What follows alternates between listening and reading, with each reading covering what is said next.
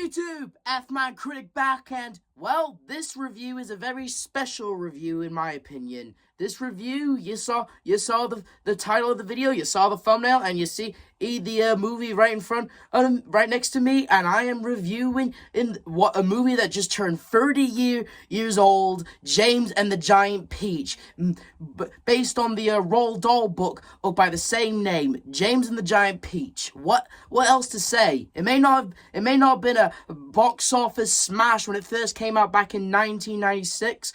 But over the years, it's grown a cult following and became a classic, loved by everyone. I mean, I love this movie. It's a childhood classic of mine. Why do you think I own a goddamn copy of the movie on DVD and VHS?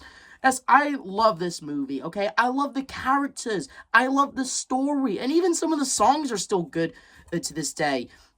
And, like, all I'm saying is, this movie, it's just really, really good, you know? Like, the casting was good, the characters, and the stop motion. This movie's a stop motion / live action hybrid, and it is awesome. It is just one of the best movies out there. It's one of the, in my opinion, and this is just me, everyone, this is one of the best Roald Dahl book adaptation movies, okay? This is one of the best movies out. One of the best book-based movies out there, okay? But what is this movie all about other than the title of the movie? And, well, it starts off by a little boy named James, and like, he's just basically enjoying his birthday with his kind mother and father, and his father has good news for his boy. Like, they're going to NYC, aka New York City. Well, they're going to be on the top of the Empire State Building, and just like, all in all, James, he's having a good time planning with his folks, and honestly, nothing can go wrong. Then, one day, a terrible thing happened. An angry rhinoceros appeared out of nowhere and gobbled up his poor mother and father. Gasp. Oh yeah, right. In the movie, James's parents get eaten by a rhinoceros off screen. Like, 1 minute his folks are there, staring in the sky and staring at pamphlets of New York, and next they're gone. They've just been Thanos snapped, apparently. Well, according to the movie, they got eaten by a rhino, which we don't get to see, which I know that the movie's not going to show us them getting eaten, but, like, still, it's kind of crazy. Like, 1 second, James is just looking at his pamphlet of NYC, and then just next minute, his parents are gone. And it's all been a nightmare, because after when his folks kick the bucket, James is forced to retreat to his wicked, evil, nasty aunts, Aunt Spike and Aunt Sponge, one of the worst aunts in cinematic history. Like, and I know Nostalgia Critic already said it in his review, but, like, I still gotta say, why do the nicest parents in the world, in the movies, always get the most awful, most dick-ass relatives you'll ever see in movies, alright? And they want James to work.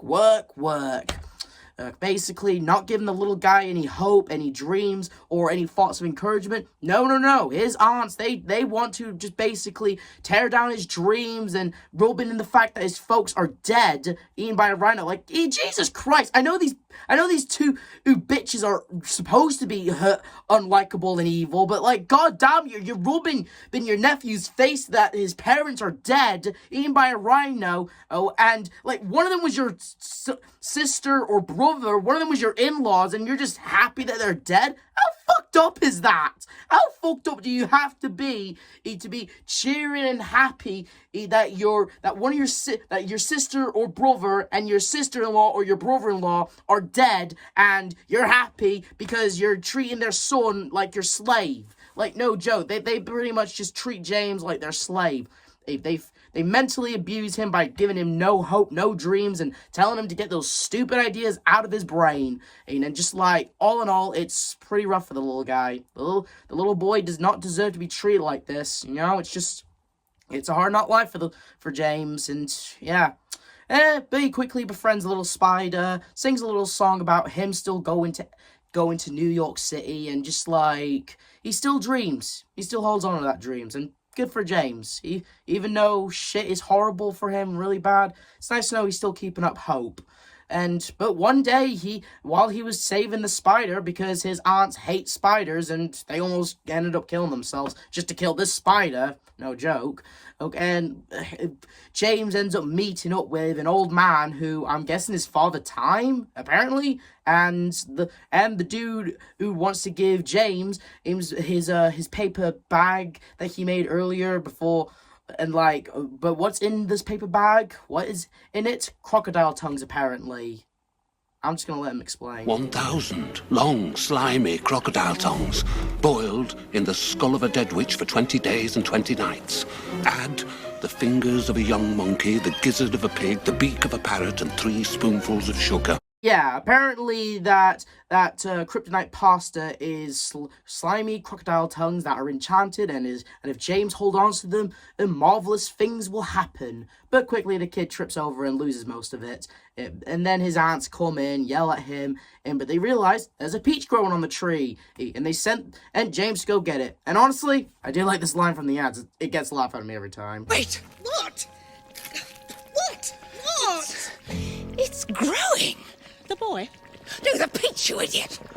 Yep, the peach grows into a massive ass peach. That is one big peach.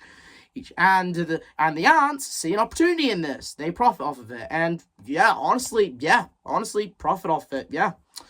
But James, he's depressed because, well, that miracle was for him, and his aunts are profiting off of it, and they forced him to go clean out the garbage, and, well, James, since he's sick of eating fish heads and basically leftover garbage, it's really sad for the little guy. But he ends up eating some of the peach, and one of the crocodile tongues got him, and it turns him into a claymation model. And this is the part of the movie where it gets good, because he ends up going into a hole in the peach. That came out wrong. And while he's metamorphosing into his claymation self, we hear more voices of these insects that also got enchanted into the peach. But James quickly befriends them all. Oh, and I also find it very cool, actually, that one of the insects, Mrs. Ladybug, apparently she's also voiced by the same person who voices one of the aunts. Aunt Sponge, I believe? Yeah.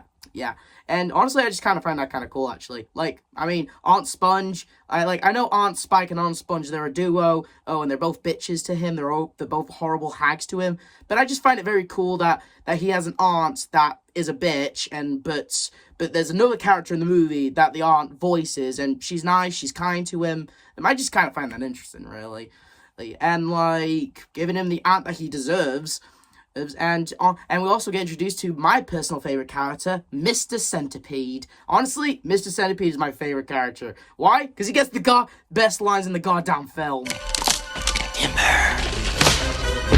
What's that? Fasten your seatbelts, kids! Thanks to the help of Mr. Centipede, the peach is rolling and goes into the ocean where they don't know where the hell they're going, and we all find out that they all want to go to New York City because there's a place for everyone and everywhere. Honestly, I know this song didn't come out in the 90s, but honestly, I do think if Taylor Swift's songs were around, something tells me they would have loved the song Welcome to New York.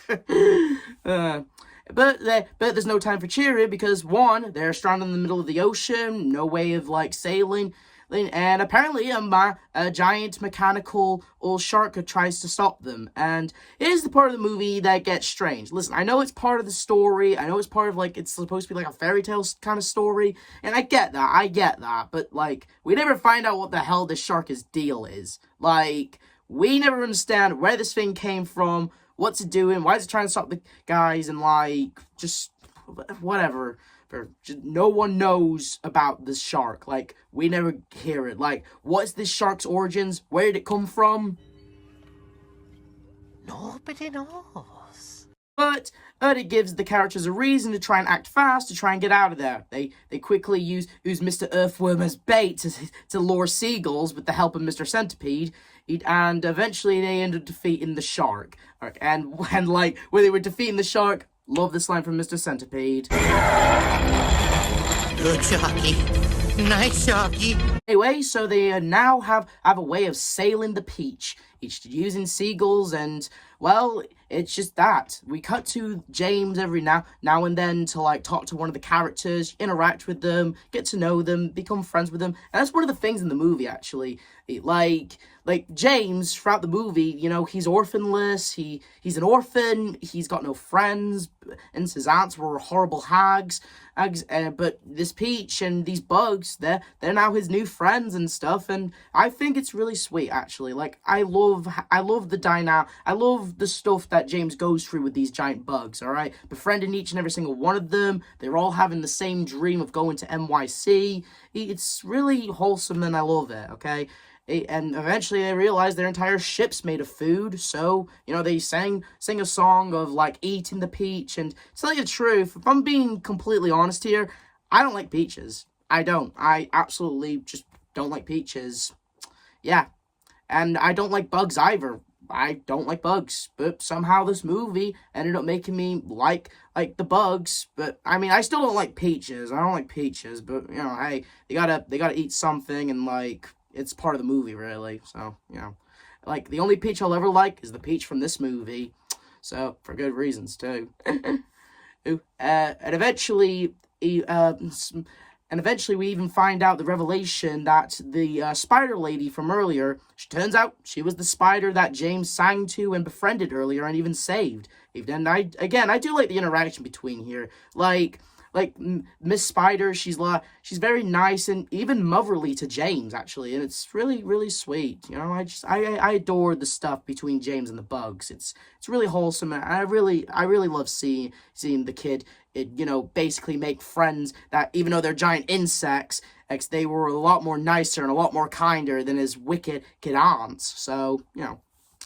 Oh, but eventually has a nightmare about his wicked aunts in this, pretty decent style of animation, where it's all 2D and stuff, and it's like, it's not bad, actually. I do think it's a decent nightmare thing, where James is a caterpillar, eating the peach, his aunts are trying to kill him. I thought it was a very, very well animated, that was. But eventually when James wakes up, turns out, since they have no compass or no map, they are in a frozen area, and of course they blame Mr. Centipede. And Mr. Centipede, he admits that he never traveled the world, he never saw anything, and all the insects turn on him. But as a way of redeeming himself, Mr. Centipede goes down and meets up with Jack Skeleton, out of all people. Okay, like, even though this is not Jack Skeleton, it's cool that the puppet from Jack Skeleton is in this movie. Like, Tim Burton did have a part to play in this movie, and I love it. I love it.